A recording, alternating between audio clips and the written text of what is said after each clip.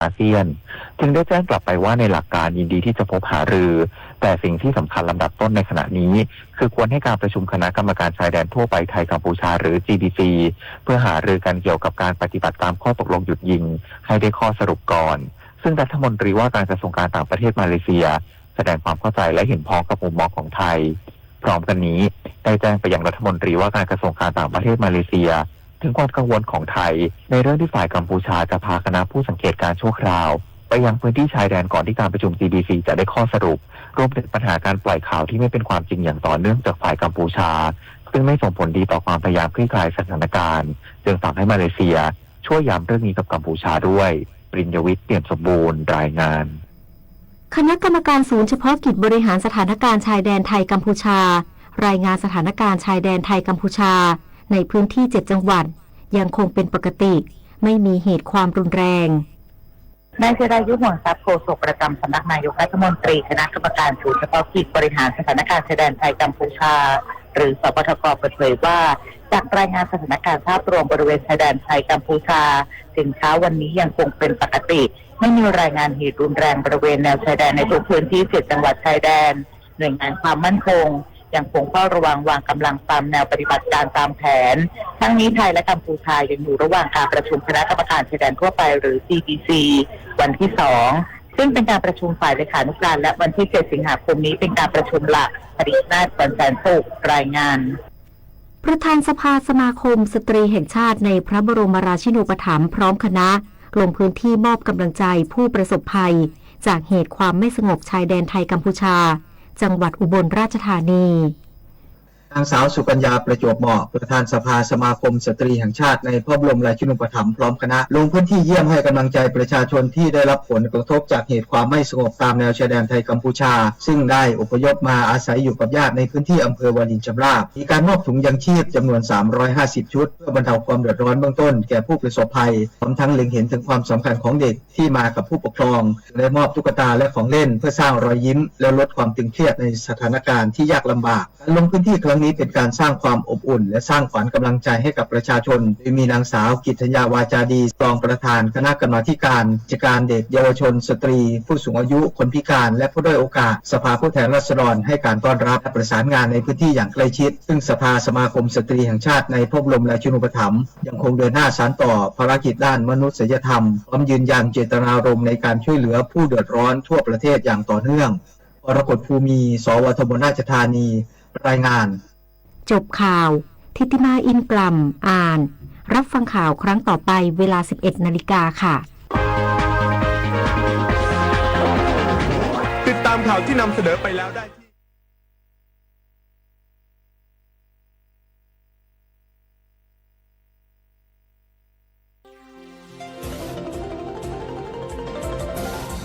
วิทยุแห่งประเทศไทยให้ความรู้คู่ความสุข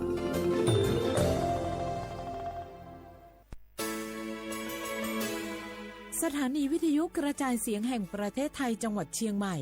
AM 1476 กิโลเฮิรตซ์สถานีวิทยุภาคภาษาชาติพันธุ์แห่งเดียวในประเทศไทยที่มีความทันสมัยเชื่อถือได้สร้างอัตลักษณ์กลุ่มชาติพันธุ์สู่สากล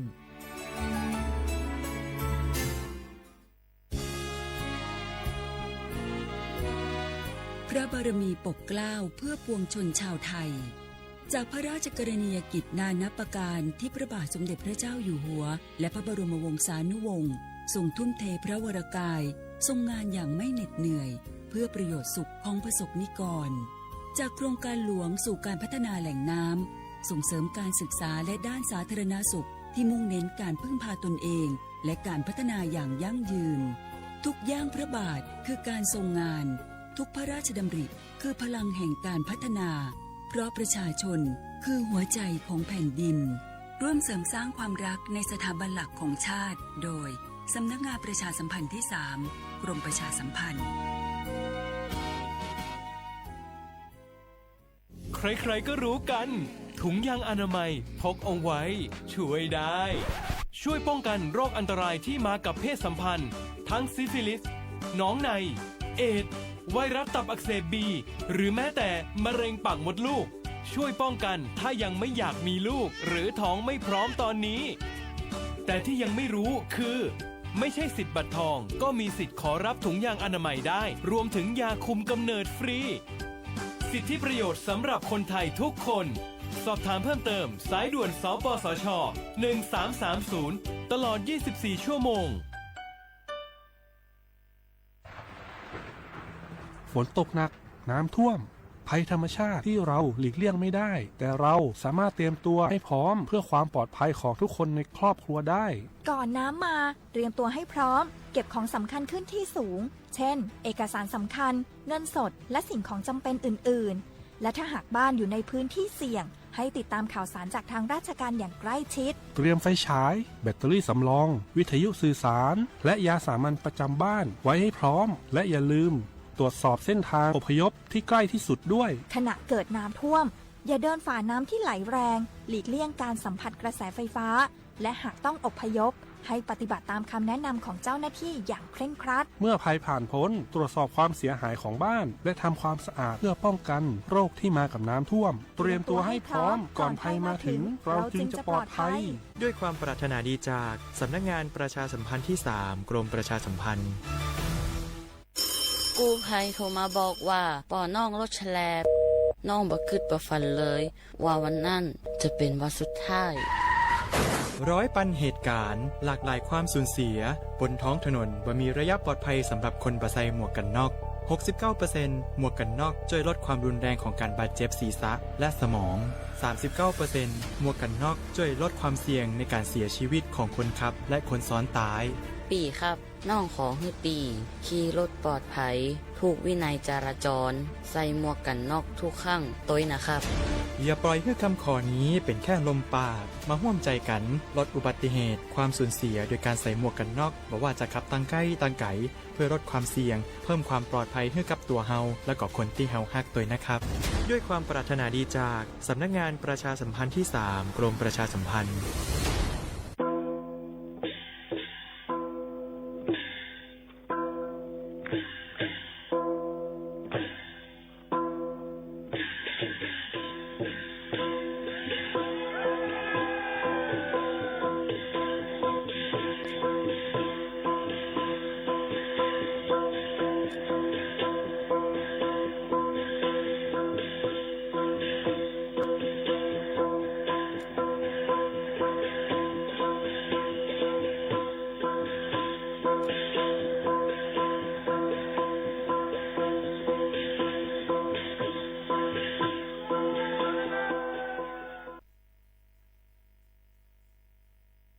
พี่น้องเขาสนใจใครปืนเผาผ่านตั้งห้องปล่อยเสียงสวทเก้งใหม่ปั่นตั้งหูห่มปาดังมีดังซื้อถ่อมแจ้งแล้งหลีกว่าไก่ในปืนตีเจดอนเก้งใหม่กับสืบมาเลยดีสวทเก้งใหม่หมายฝน053-276-068และ0922468579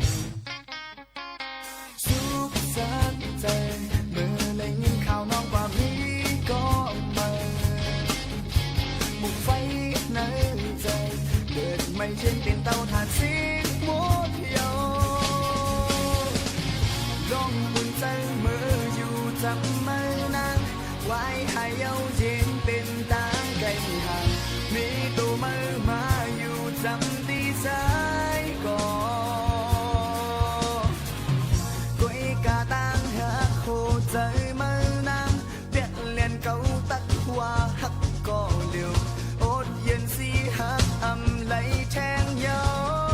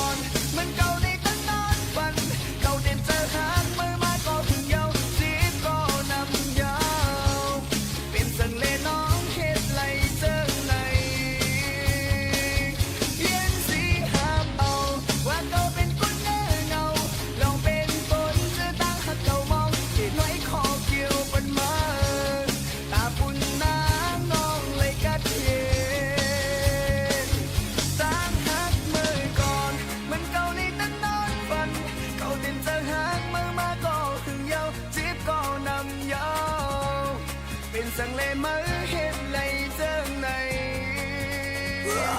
เรียนสีหามเอาว่าโตเป็นคนเงือเงา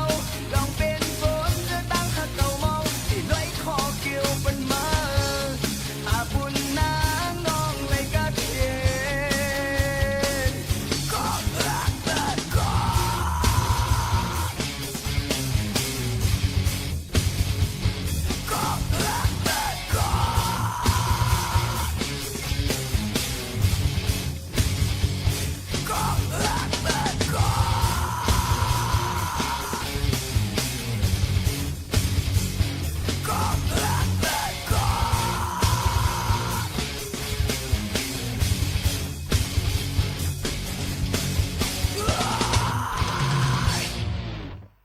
มาซุงพี่น้องผู้ยินถ่อมเสียงได้ดังเสียงคาฮบทุบจำกันเนื้อตอนการห้องปล่อยเสียงเก้งใหม่ AM 1476 กิโลเฮิรตซ์อองตี49เซนตั้งประชาสัมพันธ์จังการเวงเก้งใหม่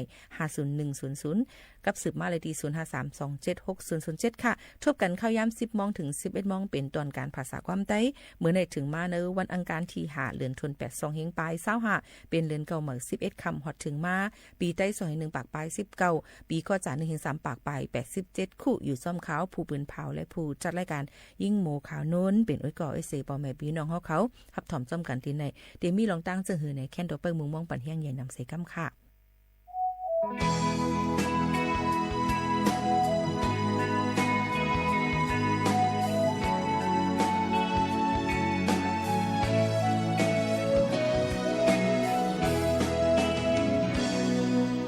อย่าไปเอา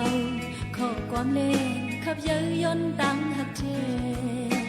อย่าไปเอามิดน้ำตาย้อยตุกกิ้งเฮยองมอ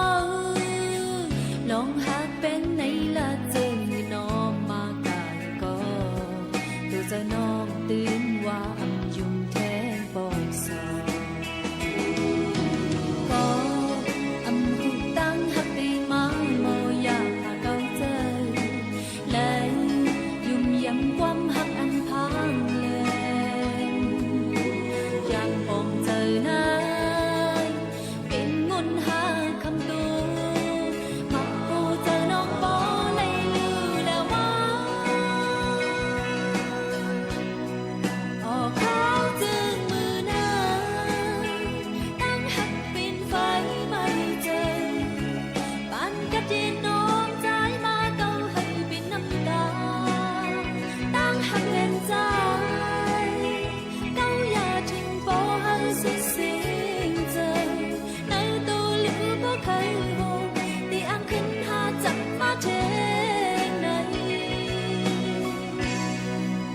มีตั้งตียุ่งใจ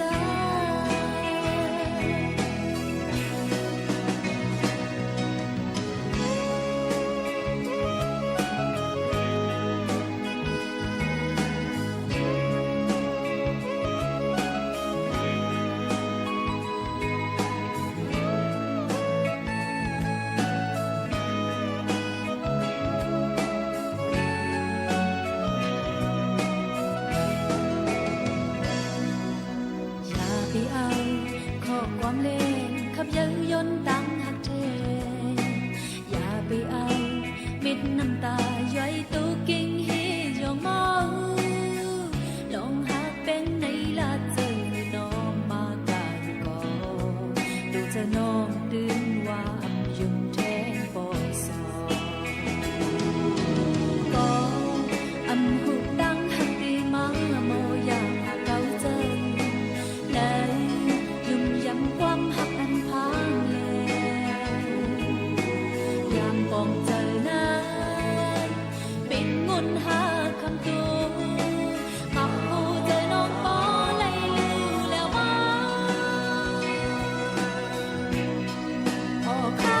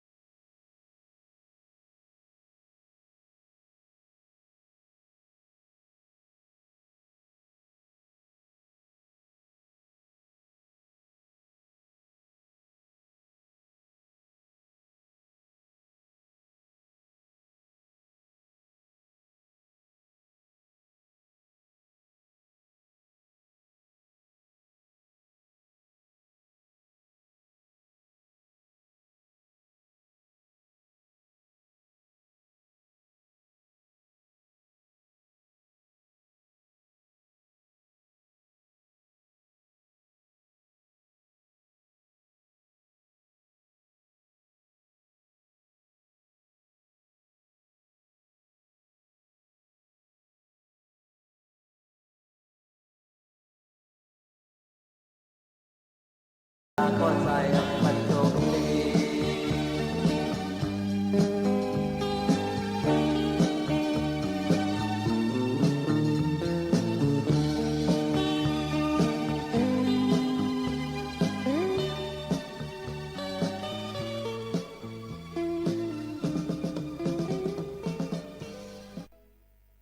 ตอนด่านในวันเมื่อในยิ่งหมู่ขาวนุ่นก็เลยหางเฮียนไว้ใครเป็นก้นจึงใน5ในนั่นค่ะใครเป็นก้นก็อันเปิ้นเข้าหาเนี่ยคัดเจอคืนห้องเฮียนคัดเจอสร้างน้ำกัดคัดเจอเป็นก้นดีแลสู้ตึ้งแต่เป็นก้นอันเปิ้นเข้าหานั่นอยู่เย้าค่ะเคยเป็นก้นมีเฮิรนคึกเข้มตีอยู่เศร้าเข้มแลบเหมือนเปิ้นใน5ว่าอองตีเลยก็เย้าตื้นเฮ็ดเป็นไรอยู่ค่ะเพราะนั้นเฮาหลูเลยคัดเจอเหตุการณ์สิอันเจ้าเก่าเข้าใจเลยสิเปิ้นนั่นอยู่เย้าค่ะใครเป็นก้นอันมีมุ่งหอเฮิรนมวนเสื้อในเพราะนั้น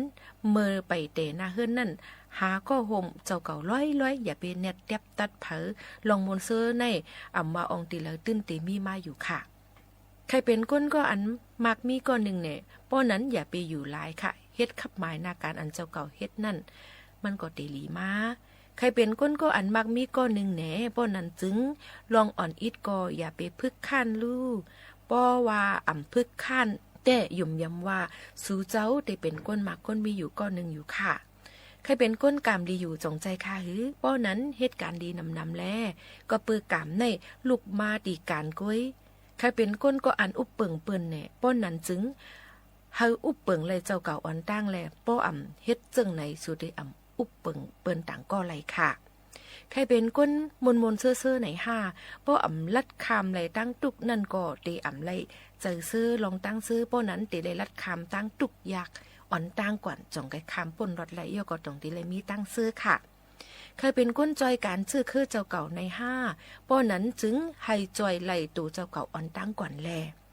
ใครเป็นก้นแขนเหมือนเปิ้นอยู่คัดเจอเหมือนเปิ้นแลอย่าเอาเปิ้นแตกเนื่องเจ้าเก่าหนาป่นกูจะเรียกขึ้นค่ะใครเป็นก้นก็อันเปิ้นลาดต่อนำป้นนั้นจึงพึกลาดข้อความอันลีทอมข้อความอันเย็นเงเจอนั่นแลสั่งเจ้าเก่าใครเป็นก้นขึ้นใหญ่ไหนเฮาฮู้ว่าเจ้าเก่าใครเป็นสังเต้ในเสปอเฮาฮู้เย้าคัดเจอสร้างด้วยค่ะแลเฮ็ดอยู่แลหันพ่อนดีในมันห่างให้หนังเก่าค่ะย้อนบนนั้นเฮาคาก็คัดเจอเอามาฝากปันใครเป็นก้นจึงหืออันว่านั่นอยู่ที่เฮาคาขึงปองให้สร้างนั่นเย้าค่ะลือใจกันช่างก่อนค่ะ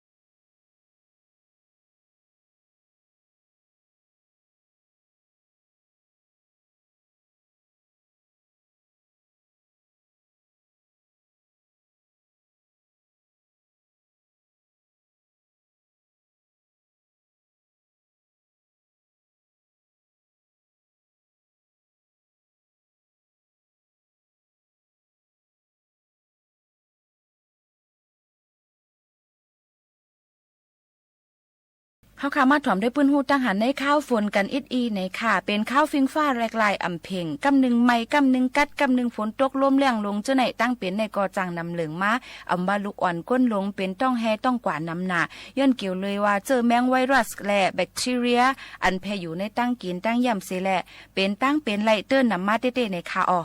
ก้นตั้งน้ำอันไลซ้อนตักผลอ่ำเงืองแวไลนั่นก็เตมีนำหนักค่ะถึงที่ป้อเป็นไข้เป็นนาวและเป็นวัดเป็นอานเสียมก้า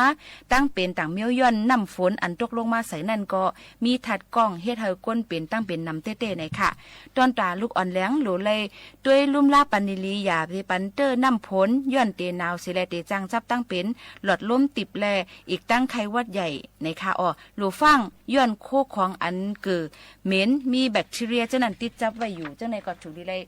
ดูล้อมด้วยถึงลองมดใส่เซียนใส่ในค่ะพ่องลูกอ่อนยิบกำนั่นเตใส่ซวบว่าเจ้านั้นอ่ำนั่นก็มือเขานั่นถูตาถูหังคำว่านั่นเตละเฮ็ดเธอเป็นตั้งเป็นตาแรงไล่ต้องเฮต้องกว่าขี้หัก2 คนไล่กอบนั้นเดี๋ยวเลยมีลองตั้งมดใส่เซียนใส่ใกล้ๆล่างปัดมือลูกล้อมด้วยถึงลูกอ่อนเฮาคาจ้อมในค่ะตอนตาก้นลงซ้ำกอพ่องขิงข้าวฟิงฟ้าแหลกลายอันเต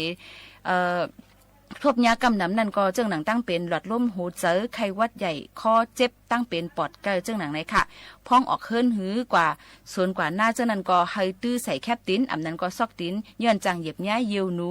ตาได้ฟังเป็นตั้งเป็นเยียวหนูกันไรนั่นค่ะอ๋อในก็เป็นลองตื้อตั้งแทง1 อันในค่ะมาฝากตอนทุถึงพ่อแม่ปีๆน้องๆเขาให้ได้ยินถ่อมจ้ำกันตั้งห้องปล่อยเสียงเฮาค่ะ AM 1476 กิโลเฮิรตซ์ในค่ะ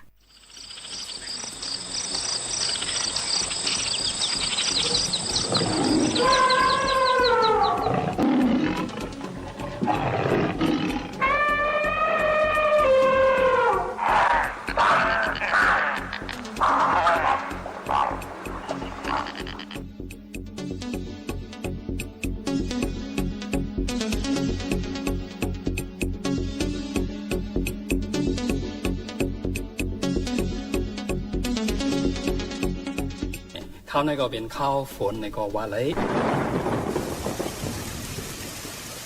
ก็เพื่อเป็นโหฝนก็สิ่งมาตกมาร้อยในเขาก็ซ้ำใครเลียเพี้ยนซ้ำใครต้องถามแหละจอมหนังโตทบอันนี้ไว้นั่นเห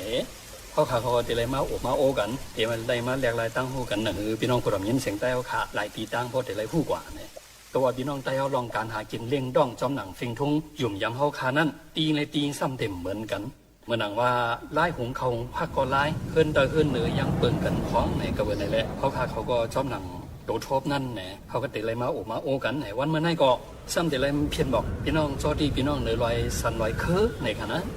ในก็เขาค่ะเตะมาโอกันว่าลองอยู่ลองกินลองเฮ็ดลองสร้างนาการต่างงานเปลี่ยนจังหือในเขาค่ะเตะก็ตรงตักโดยปามวันเหมือนในค่ะเนาะมาส่งค่ะ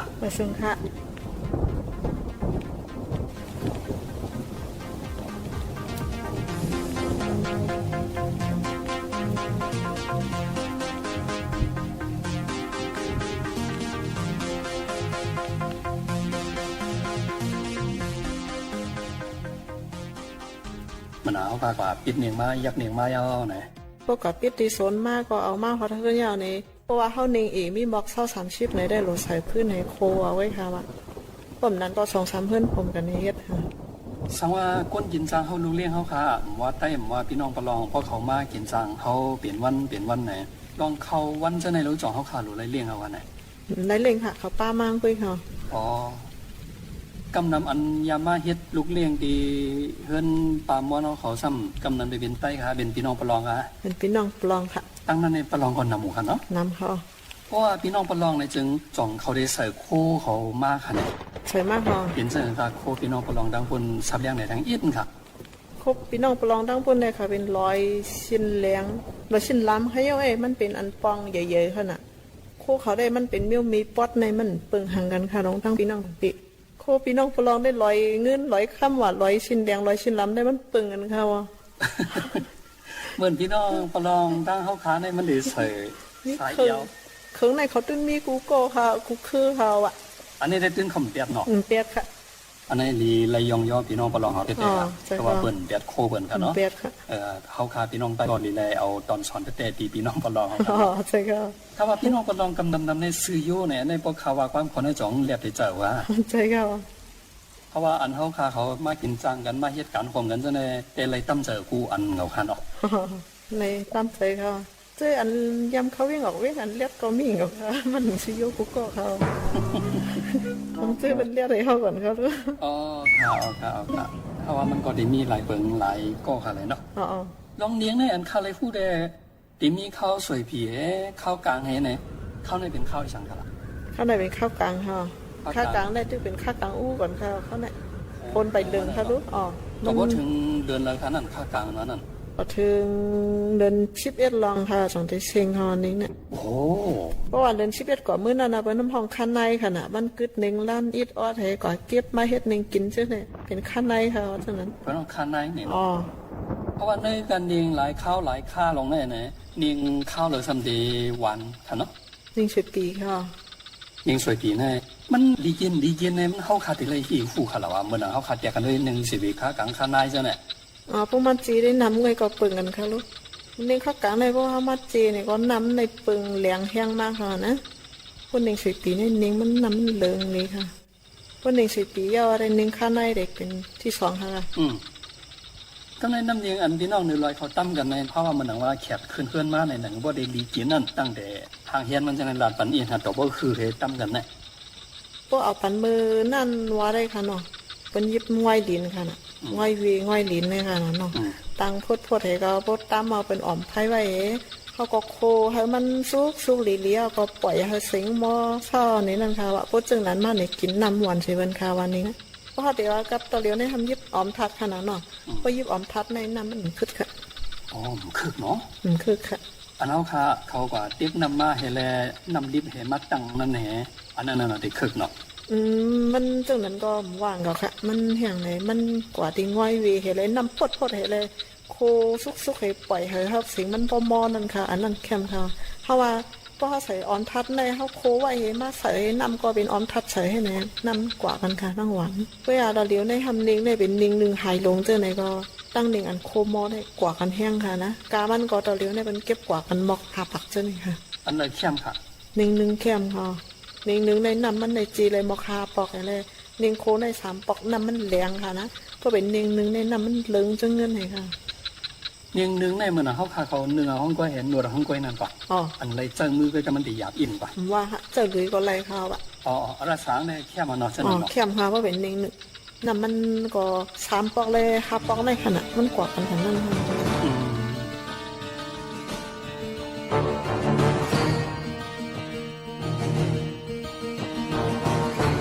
เพราะว่ากลางวันมาไหนก้นหนุ่มเขาพอเพื่อนหนุ่มไม่เอิ้นหนุ่มเขาอ่อนกันกว่าเหตุการณ์ในสวนในไฮในนาก้นเขาซ้ำเปิดเฮือนเปิดล้วนเนี่ยใกล้หันเขาเลือกเนียงในนั่นค่ะเนาะเลือกเนียงเนี่ยตีเลยเลือกกูเข้ายามค่ะ1ปีตีสออกมาจนเลิกค่ะเขาว่าก็มีอันลึงมันเหล่มลึงค่ะนะบางชื่อยักษ์กี่ก็ลึงนะมันก็เลยเลิกค่ะเขาได้เพราะว่ายักษ์กี่เนี่ยก็มันลึงค่ะลูกรถเก็บค่ะเข้าเลยก็เยาค่ะว่ารถเก็บก็ยักษ์หนุ่มเนี่ยยักษ์หนุ่มเพราะว่า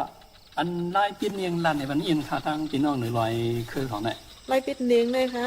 ตอนเลี้ยวได้เป็นปิดใน2มือไปหลีค่ะว่ะเพราะ2มือไปหลีได้เนียงได้มาเฮ็ดนึงแฮงก็ลดเลิกข่าวนะมันเป็นซื่อค่ะ2มือไปหลีมี2มือเฮก็ทำมีหลีแหลมนั่นค่ะเอายักษ์นั่นเลยค่ะก็อันมือกูปอเขายำยักษ์ได้เฮายักษ์3มือไปหลีได้บ่เฮ็ดนึงแฮงสมตาได้ทันนั่นค่ะ3มือไปหลีว่าปีป่นมาปี2ปีได้เป็นยักษ์2มือไปหลีนี่เฮ็ดนึงแฮงในลดเลิกค่ะนะเข้มข่าวทางดีนะคะไปยินบางเจอว่ากูนั่งมันคืนในเปิ้นมาไอ้3-4ยอดฉะนั้นค่ะลูกครับนั่นได้กำจะลอกพาไว้ค่ะลูกบ่มีลอกพาก็ยักปอดก็บ่ไหลเมียกมือน้ำนั่นค่ะอันนี้เกี่ยวกับรองเนียงค่ะเนาะแล้วก็มือค่าเขาย่ำกว่าหันได้มือป้อเขาเขาก่อเอวก็สู่ก็เจอกันเนี่ยพี่น้องเจ้าเพื่อนเขาใกล้ๆถามว่าจ่องนี้ใส่กือเนี่ยใส่กือเนี่ยนั่นทำมันมีป่องเจอค่ะล่ะนั่นเลยกำเขาสงค่ะว่าเขาเกี่ยวกันก็ใส่มิติอายสารเลี่ยนนั่นขนาดคำพองก็หมอกินอะไรคำพองเราใส่กือนั่นค่ะลูกก็ในทำหันเบิ้นใส่ล้ออย่างแทงค่ะของง่ายอย่างค่ะนั่นเอาหอมมันหอมอันนั้นหอมเดี่ยวค่ะเนาะหอมเตะค่ะแล้วเนี่ยลองรายงานโรงงานดิบค่ะงานหล่อค่ะงานหล่อค่ะโคเห็นเนาะโคเอค่ะใส่มืออะไรค่ะใส่มืออันเขาค่ะปล่อยเนียงค่ะอีก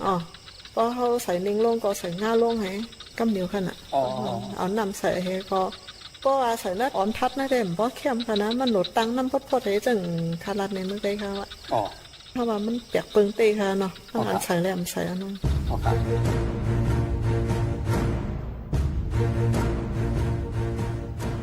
ปานในพี่น้องโดยรอยเขาในการในนำได้แดกค่ะเนาะ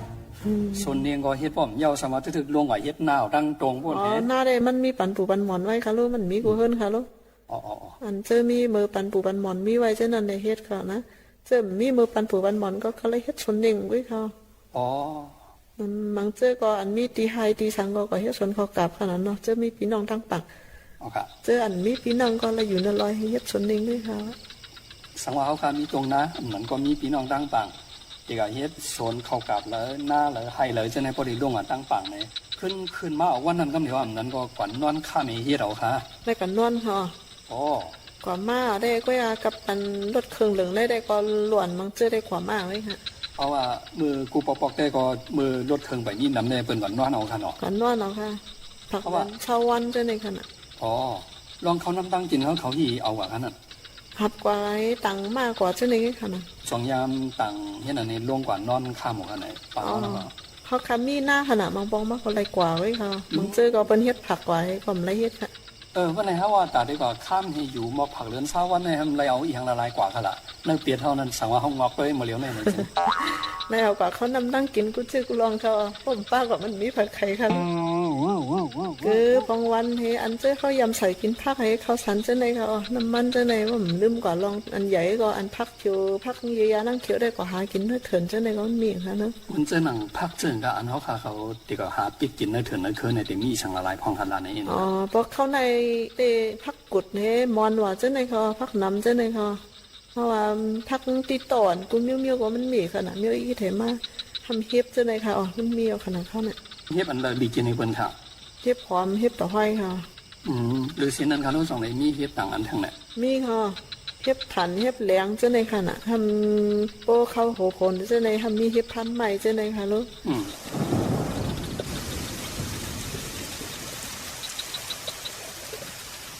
มีกุ้มเยี่ยมๆค่ะว่าเฮ็บต๊อบว่ะเฮ็บปกเจ้าในค่ะเนาะเฮ็บพันใหม่เฮ็บพันลิ้นเขาเนาะเพราะว่าอันเฮ็บคนเฮ็บยับแต่ก็มันก็เต็มมีอยู่ปูเข้ากับเขาเลย สังว่าเฮ็บอันออกมาเข้าฝนในเขาค่ะกินยาอะไรเป็นฟองโหนก่อนในถึงได้ที่เกลี่ยกันขนาด กันตะลาวาไปค่ะ มียาเกลี่ยค่ะ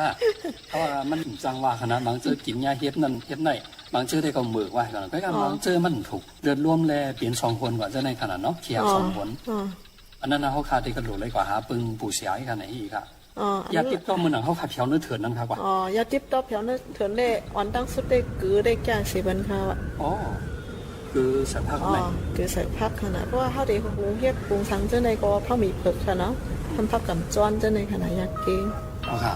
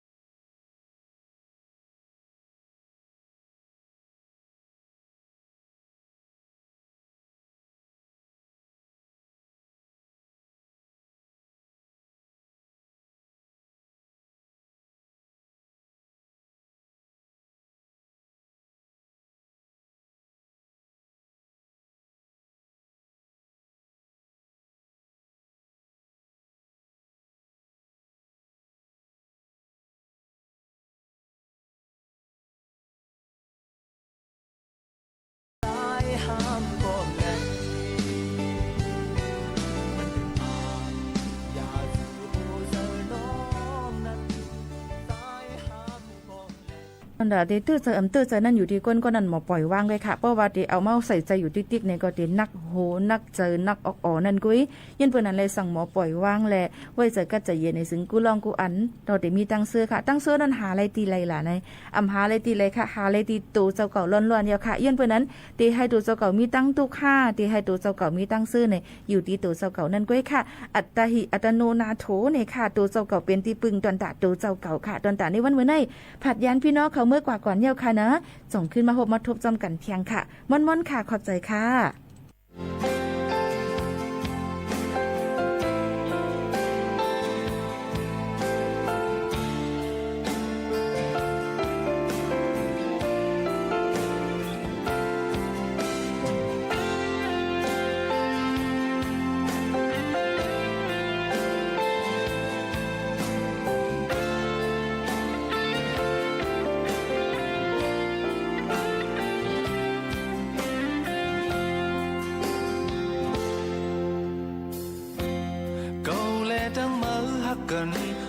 lấy hôm khám dầm này